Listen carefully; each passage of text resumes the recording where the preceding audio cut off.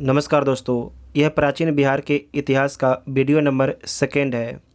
इसमें मगध का उत्कर्ष एवं उसके राजवंश से संबंधित सारे पॉइंट को डिटेल से डिस्कस किया गया है, तो आप सभी लोग वीडियो को ध्यान से देखिएगा। प्राचीन बिहार के इतिहास का पार्ट 1 पहले ही अपलोड कर दिया गया, जो उसे नहीं देखे जाके देख सकते हैं। प्लेलिस्ट में वीडियो आपको मिल जाएगा। इसका PDF के टेलीग्राम ग्रुप ज्वाइन कर लीजिएगा, जिसका लिंक आपको डिस्क्रिप्शन में दिया गया है। तो आइए देखते हैं पहला पॉइंट, मगध का उत्कर्ष एवं उसके राजवंश के बारे में समझिएगा। तो यहाँ पर देखिए, जो मगध था ये किस इलाके में था। तो मगध जो है गंगा के साउथ में था। आज के पटना, गया, नालंदा, जहानाबाद, इन सभी इलाके में जो है मगध का विस्तार था। तो इसमें पहला पॉइंट है कि मगध की स्थापना किसके द्वारा किया गया है। तो बृहदर्थ के द्वारा किया गया है। बृहदर्थ का पुत्र जरासंध इस वंश का सबसे प्रसिद्ध शासक था। किस वंश का? तो बृहदर्थ वंश का। ठीक है, सबसे प्रसिद्ध शासक कौन था? तो जरासंध था। जरासंध को भीम ने द्वंद्व युद्ध में पराजित कर उसका वध किया था। इसका वर्णन जो है महाभारत में मिलता है। मगध की प्रारंभिक राजधानी राजगिरी थी, जो 5 पहाड़ियों से घिरा हुआ एक सुरक्षित क्षेत्र था। इसके बारे में BPSC क्वेश्चन पूछ चुका है। ठीक है, तो आपको ध्यान रखना है कि मगध की प्रारंभिक राजधानी राजगिरी वर्तमान में आपकी राजगीर थी, जो 5 पहाड़ियों से घिरा हुआ एक सुरक्षित क्षेत्र था। मगध उर्वर भूमि, नदियों की उपलब्धता, खनिज एवं वन संसाधन की उपलब्धता के कारण जो है आर्थिक रूप से संपन्न क्षेत्र था। बृहदर्थ वंश का अंतिम शासक कौन था? तो रिपुंजय जो है बृहदर्थ वंश का अंतिम शासक था। नेक्स्ट पॉइंट है हर्यक वंश। हर्यक वंश 544 ईसा पूर्व से 412 ईसा पूर्व तक शासन करता है मगध पर।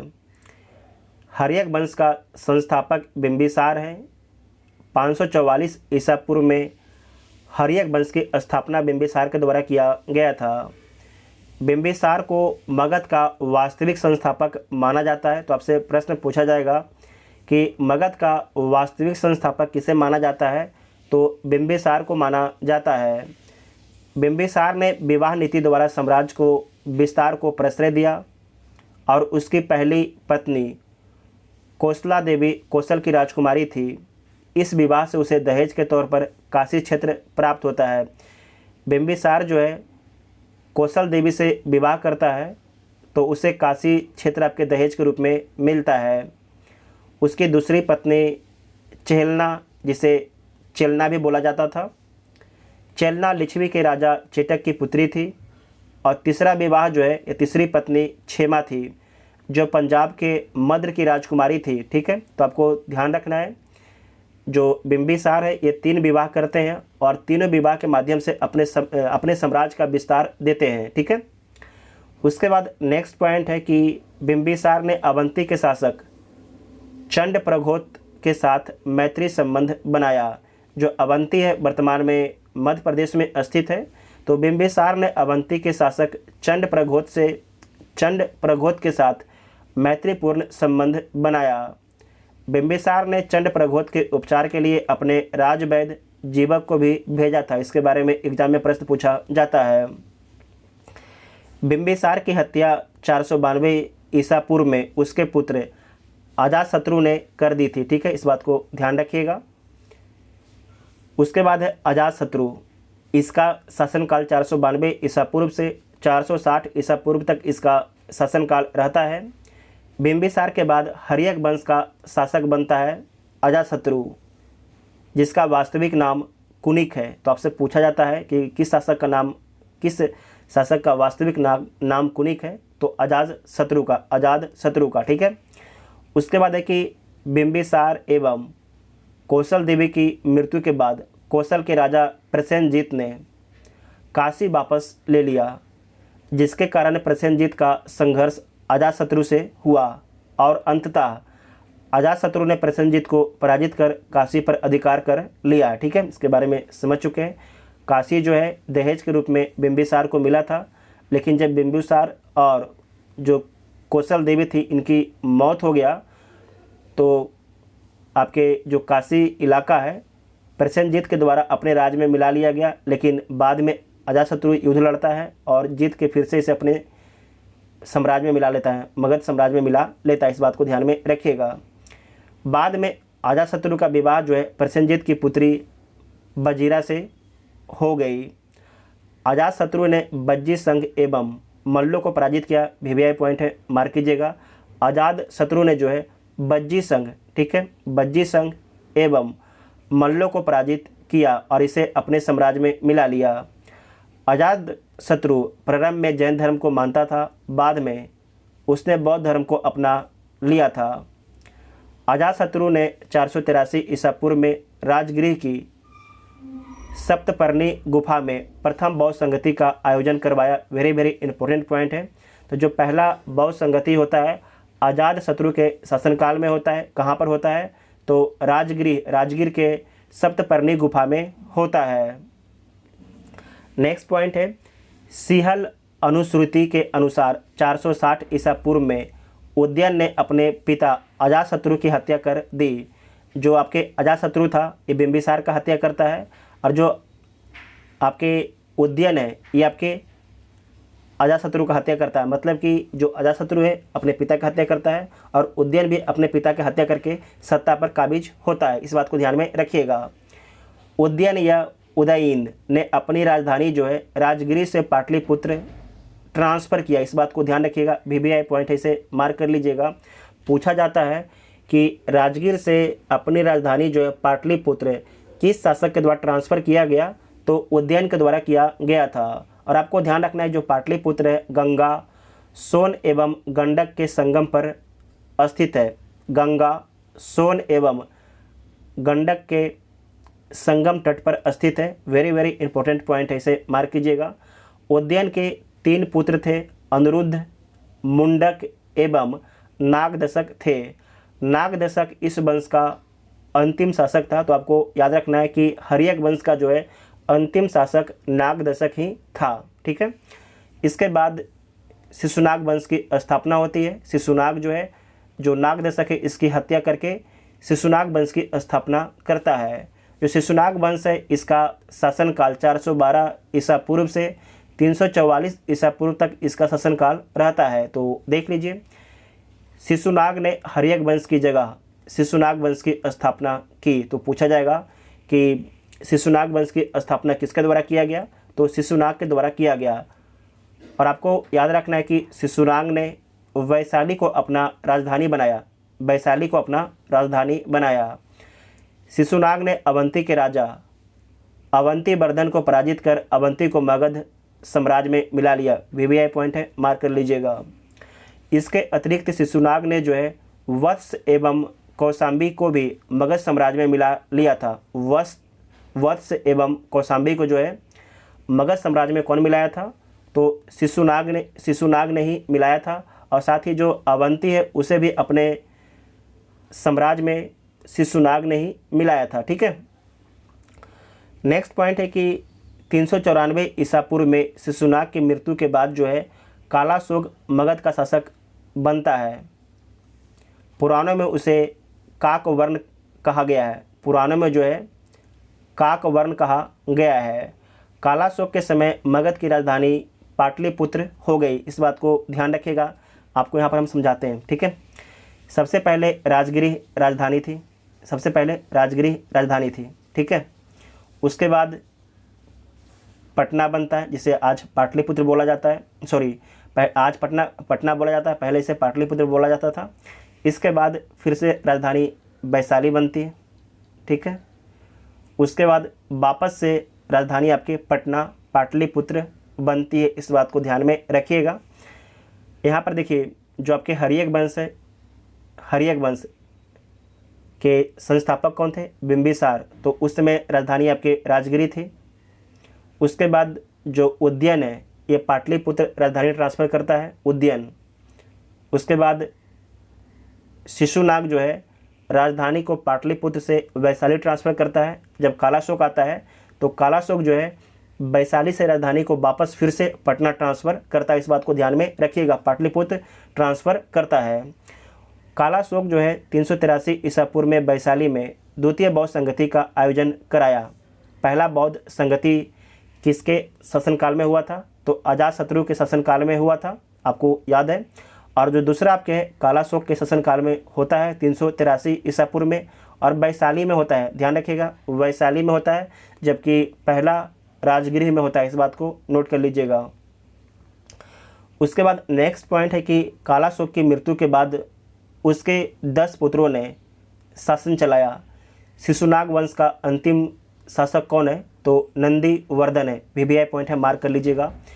शिशुनाग वंश का अंतिम शासक जो है नंदीवर्धन था। उसके बाद है नंद वंश। नंद वंश का जो शासनकाल है 344 ईसा पूर्व से 321 ईसा पूर्व तक नंद वंश का शासन रहता है। नंद वंश की स्थापना जो है महापद्म नंद के द्वारा 344 ईसा पूर्व में शिशुनाग वंश को समाप्त करके नंद वंश की स्थापना करता है महापद्म नंद। महापद्म नंद को जो है एक राट अथवा एक छत्र की उपाधि धारण की थी।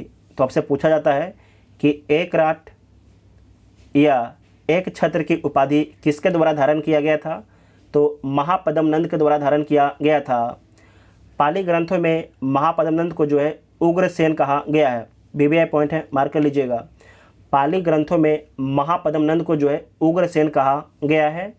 पुराणों में उसे परशुराम का दूसरा अवतार बताया गया है।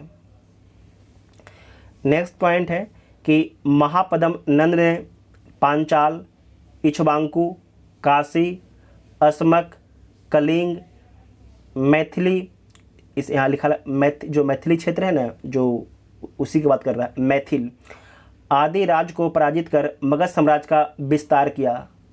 अब तक 321 ईसा पूर्व तक के काल में मगध का सर्वाधिक विस्तार जो है महापद्म नंद के समय में हुआ। ये प्रश्न आपसे पूछा जाएगा कि मगध का सर्वाधिक विस्तार जो है किसके शासनकाल में हुआ है? तो महापद्म नंद के शासनकाल में जो है मगध का सर्वाधिक विस्तार हुआ था। व्याकरण के महान विद्वान पाणिनि महापद्म नंद के समकालीन थे, इसे नोट कर लीजिएगा। खासकर यूपीएससी जो दीजिएगा उनके लिए इंपॉर्टेंट पॉइंट है ये। इस वंश का अंतिम शासक जो है घनानंद हुआ है। इस वंश का जो अंतिम शासक है वो आपके घनानंद है। और घनानंद के बारे में याद रखिएगा कि ये सिकंदर के समकालीन है, तो इसके बारे में देख लीजिए। इस वंश का अंतिम शासक घनानंद हुआ। घनानंद के समय ही जो है यूनानी शासक सिकंदर ने भारत पर आक्रमण किया था। कब किया था? 326 ईसा पूर्व में किया था। तो आपसे प्रश्न पूछा जाता है कि घनानंद जो है किसके समकालीन था? तो सिकंदर के समकालीन था। नंद वंश आर्थिक एवं सैन्य रूप से काफ़ी संपन्न था। मगध की सैन्य शक्ति के डर से ही सिकंदर की सेना ने जो है ब्यास नदी पार करने से इनकार कर दिया था। इस बात को ध्यान रखिएगा। नेक्स्ट पॉइंट है कि घनानंद ने अपने दरबार में विद्वान ब्राह्मण चाणक्य का अपमान किया था। चाणक्य ने चंद्रगुप्त मौर्य की सहायता से घनानंद की हत्या करवा दी और नंद वंश के पतन के बाद जो है चंद्रगुप्त मौर्य के नेतृत्व में मौर्य वंश की स्थापना की गई। तो आपको यहाँ पर 2 पॉइंट ध्यान रखना है कि जो ये नंद वंश है इसका अंतिम शासक कौन है? तो घनानंद इसका अंतिम शासक है। नंद वंश के बाद जो है किस वंश की स्थापना होती है? तो मौर्य वंश की स्थापना होती है।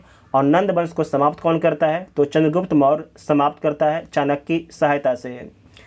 मौर्य वंश की स्थापना जो है 321 ईसा पूर्व में होता है और इसका साम्राज्य कब तक चलता है? तो 184 ईसा पूर्व तक चलता है। सिंपल से बोले तो जो मौर्य वंश है ये शासन कब से कब तक करता है? तो 321 ईसा पूर्व से 184 ईसा पूर्व तक आपके शासन करता है मगध पर। चंद्रगुप्त मौर्य के बारे में समझिए। जो चंद्रगुप्त मौर्य है इसका शासनकाल कब से कब तक रहता है? तो 321 ईसा पूर्व से 298 ईसा पूर्व तक इसका शासनकाल रहता है। जस्टिन एवं स्ट्रोबो ने चंद्रगुप्त मौर्य को जो है सेंड्रोकोटस कहा। आपसे पूछा जाएगा कि सेंड्रोकोटस किसके द्वारा बोला गया है? तो जस्टिन एवं स्ट्रोबो के द्वारा बोला गया है। इसकी पुष्टि जो है विलियम जोन्स ने भी की है। विलियम जोन्स ने भी इसकी पुष्टि की है कि हाँ जो चंद्रगुप्त मौर्य है यही व्यक्ति जो है सेंड्रोकोटस भी है। ठीक है। उसके बाद इसी में नेक्स्ट पॉइंट है कि प्यूटार्क एवं एरियन ने जो है चंद्रगुप्त मौर्य को एंड्रोकोटस के रूप में चिन्हित किया। बहुत इंपॉर्टेंट पॉइंट है, इसे मार्क कीजिएगा। पहला क्या था, सेंड्रोकोटस जस्टिन एवं स्ट्रोबो ने बोला था और उसका समर्थन विलियम जोन्स ने किया था। जबकि एंड्रोकोटस चंद्रगुप्त मौर्य को कौन बोलता है, तो प्यूटार्क एवं एरियन बोलता है। ठीक है, इसे नोट कीजिएगा। चंद्रगुप्त मौर्य के गुरु कौन था, तो चाणक्य था, जिसका कौटिल्य भी नाम था। ठीक है, चाणक्य को ही कौटिल्य बोला जाता है। तो चंद्रगुप्त मौर्य के गुरु चाणक्य थे। उसके सहायता से चंद्रगुप्त मौर्य ने 321 ईसा पूर्व में मौर्य वंश की स्थापना की है। चंद्रगुप्त मौर्य ने 305 ईसा पूर्व में सिकंदर के उत्तराधिकारी सेलुकस निकेटर के साथ युद्ध किया। युद्ध के पश्चात हुई संधि में चंद्रगुप्त मौर्य को काबुल, कांधार, मकरान एवं हेरात का क्षेत्र प्राप्त होता है। बदले में चंद्रगुप्त मौर्य जो है सेलुकस को 500 हाथी उपहार में दिया था। इसे वेरी वेरी इंपॉर्टेंट पॉइंट है, नोट कर लीजिएगा। उसके बाद है कि युद्ध पश्चात चंद्रगुप्त मौर्य का विवाह जो है राजकुमारी हेलन कार्नेलिया से हुआ। हेलन कार्नेलिया से हुआ, जो सेलुकस की पुत्री थी। सेलुकस ने चंद्रगुप्त मौर्य के दरबार में राजदूत मेगास्थनीज को भेजा। मेगास्थनीज ने इंडिका की रचना की। इसे नोट कर लीजिएगा। तो आपको याद रखना है कि जो मेगास्थनीज है सेलुकस निकेटर का राजदूत था। ये आपके चंद्रगुप्त मौर्य के दरबार में आता है और मेगास्थनीज के द्वारा ही जो है इंडिका बुक लिखा गया है। चंद्रगुप्त मौर्य के साम्राज्य का विस्तार उत्तर में हिंदू कुश पर्वत ईरान तक था, दक्षिण में कर्नाटक, पश्चिम में सौराष्ट्र तक इसका विस्तार था। ठीक है, चंद्रगुप्त मौर्य के शासन के अंतिम वर्षों में मगध में 12 वर्षों का भीषण अकाल पड़ा। चंद्रगुप्त मौर्य अपनी राजगद्दी त्याग कर श्रवणबेलगोला कर्नाटक में चंद्रगिरी पर्वत पर तपस्या करने चला गया। चंद्रगुप्त मौर्य जैन धर्म को मानता था। ध्यान रखिएगा, पूछा जाता है कि चंद्रगुप्त मौर्य जो किस धर्म को मानता था, तो जैन धर्म को मानता था। और 298 ईसा पूर्व में उसने जैन उपवास पद्धति संलेखना द्वारा अपने प्राण त्याग दिया। संलेखना क्या होता है, इसे समझिए कि कोई व्यक्ति अगर 5 रोटी खाता है दिन में, ठीक है, लेकिन जो व्यक्ति अगर संलेखना ले लेगा तो 5 तो पहले खाता था, अब वो 4 खाएगा, कुछ दिन के बाद वो 3 खाएगा, फिर से कुछ दिन के बाद वो आपके 2 खाएगा, कुछ दिन के बाद 1 खाएगा और उसके बाद जो है ये खाना पीना छोड़ देगा और उसकी मौत हो जाती है। उसे संलेखना बोला जाता है जैन धर्म में। इस बात को ध्यान रखिएगा। ठीक है, नेक्स्ट पॉइंट है बिंदुसार। ठीक है, बिंदुसार। बिंदुसार किसके बेटे हैं, तो चंद्रगुप्त मौर्य के बेटे कौन है, बिंदुसार हैं, जिनका शासनकाल 298 ईसा पूर्व से 272 ईसा पूर्व तक इनका शासनकाल रहता है। बिंदुसार चंद्रगुप्त मौर्य का उत्तराधिकारी था। उसे अमित्रघात सिंह सेन आदि नाम दिया गया है। किसे, बिंदुसार को। स्ट्रोबो के अनुसार सीरिया के राजा एंटियोकस ने डायमेकस नामक राजदूत को बिंदुसार के दरबार में भेजा था। बिंदुसार के दरबार में मिस्र के राजा टॉलमी फिलाडेल्फस ने डायनोसियस नामक राजदूत को भेजा था। इसे नोट कीजिएगा, वेरी वेरी इंपॉर्टेंट पॉइंट है ये दोनों पॉइंट को। जो सीरिया के राजा है एंटियोकस, ये किसे भेजता है दरबार में, बिंदुसार के दरबार में, तो डायमेकस को भेजता है। जबकि जो मिस्र का शासक है जिसका नाम है टॉलमी फिलाडेल्फस, ये किसे भेजता है, तो डायनोसियस को भेजता है, डायनोसियस को भेजता है। ठीक है, बिंदुसार ने तक्षशिला में हुए विद्रोह को दबाने के लिए अपने पुत्र अशोक को भेजा था। बिंदुसार आजीवक संप्रदाय का अनुयायी था। इसे नोट कीजिएगा। जो आपके बिंदुसार के पिता थे चंद्रगुप्त मौर्य, वो आपके जैन धर्म से उनका संबंध था, जबकि बिंदुसार का संबंध जो है आजीवक संप्रदाय से इनका संबंध था। बिंदुसार के बाद मौर्य वंश का शासक अशोक बनता है। अशोक का शासनकाल 269 ईसा पूर्व से 232 ईसा पूर्व तक रहता है। बिंदुसार के मृत्यु के 4 वर्ष बाद अशोक मौर्य वंश की गद्दी पर बैठा और इससे पूर्व वह उज्जैन का राजपाल था। इसे नोट कर लीजिएगा, उससे पहले जो है उज्जैन का राजपाल था। पुराणों में अशोक को जो है अशोक वर्धन कहा गया है। मस्की एवं गुर्जरा के अभिलेख में उसे अशोक बोला गया है। ध्यान रखिएगा, आपसे पूछा जाता है कि अशोक नाम का उल्लेख किस अभिलेख में मिलता है, तो मस्की एवं गुर्जरा अभिलेख में मिलता है। मस्की एवं गुर्जरा अभिलेख में मिलता है। नेक्स्ट पॉइंट है सिंहल अनुश्रुतियों। बौद्ध ग्रंथ के अनुसार अशोक ने अपने 99 भाइयों की हत्या कर गद्दी प्राप्त की, हालांकि अन्य स्रोतों से इसकी पुष्टि नहीं होती है। अशोक ने अपने शासन के 9वें वर्ष में कलिंग युद्ध 261 ईसा पूर्व में किया तथा कलिंग को मगध साम्राज्य में मिला लिया। इस बात को ध्यान रखिएगा कि अशोक ने अपने शासन के 9वें वर्ष में कलिंग युद्ध करता है और कलिंग को अपने साम्राज्य में मिला लेता है। अशोक के 13वें शिलालेख में कलिंग युद्ध का वर्णन मिलता है, जिक्र मिलता है। कलिंग युद्ध के बाद अशोक ने बौद्ध धर्म को अपनाया, उससे पूर्व वह शैव धर्म को मानता था। इस बात को ध्यान रखिएगा कि कलिंग युद्ध के बाद अशोक ने जो है बौद्ध धर्म को अपनाया, उससे पूर्व वह शैव धर्म को मानता था। नेक्स्ट पॉइंट है, दिव्य वदान के अनुसार उपगुप्त ने अशोक को बौद्ध धर्म की दीक्षा दी थी।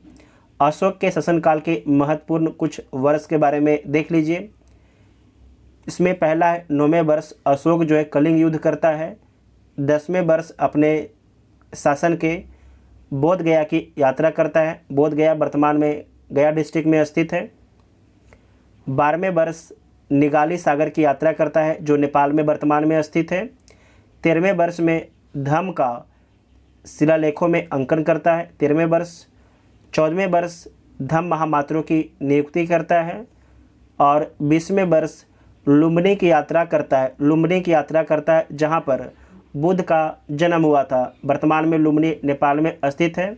और आपको याद रखना है कि जब अशोक वहाँ लुम्बिनी की यात्रा करते हैं तो कर घटा के जो है 1/6 से जो है 1/8 कर देते, इसे नोट कर लीजिएगा, वेरी इंपॉर्टेंट पॉइंट है। अशोक ने बौद्ध धर्म के प्रचार के लिए अपने पुत्र महेंद्र एवं पुत्री संघमित्रा को श्रीलंका भेजा था। अशोक जो है तीसरे बौद्ध संगति का आयोजन पाटलिपुत्र में कराया। पहला कहाँ पर होता है तो राजगिरी में पहला होता है, वर्तमान आपके राजगीर। दूसरा वैशाली में होता है, वैशाली में। और जो तीसरा आपके पाटलिपुत्र में होता है। पहला के समय शासक अजातशत्रु, दूसरा के समय कालाशोक और तीसरा के समय शासक आपके अशोक है। इसे नोट कीजिएगा, वेरी इंपॉर्टेंट पॉइंट है। अशोक ने लगभग 37 वर्षों तक शासन किया। उसकी मृत्यु 232 ईसा पूर्व में हो गई। अशोक के बाद उसके 10 उत्तराधिकारी ने शासन किया। ये उत्तराधिकारी कुणाल, बंधुपालित, इंद्रपालित, दसोन, दशरथ, संप्रति, शालिशुक, देवाधर्मन, सतधनुष एवं बृहदर्थ थे। तो आपको याद रखना है कि अंतिम शासक कौन थे तो बृहदर्थ अंतिम शासक थे। मौर्य वंश का अंतिम शासक कौन थे तो बृहदर्थ थे। मौर्य वंश का जो शासनकाल है 137 वर्षों का शासनकाल रहा है। ठीक है, इसके बाद हम लोग जैन बौद्ध के बारे में डिस्कस करेंगे अगले वीडियो में। अगर वीडियो आप सभी को हेल्पफुल लगा तो चैनल को सब्सक्राइब जरूर कीजिएगा, तभी आपको अगले वीडियो का नोटिफिकेशन मिलेगा। और वीडियो अपने दोस्तों में शेयर कीजिएगा। Thank you.